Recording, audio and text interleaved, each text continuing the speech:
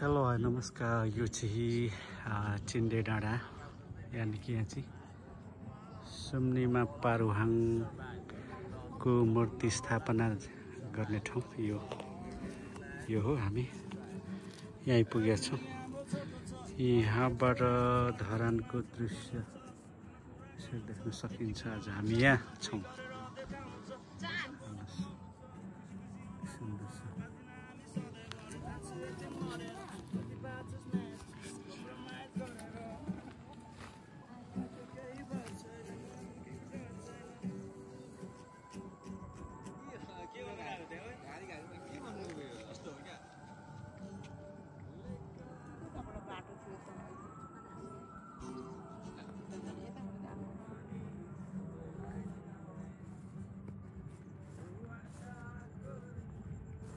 त्यहाँ गएर है, यता हेर न साइली,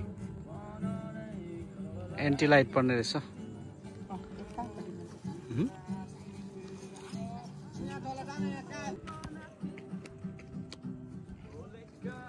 राम्रो छ यो वाबुप डाँडा। यहाँ चाहिँ सुम्निमा पारूहाङको मूर्ति।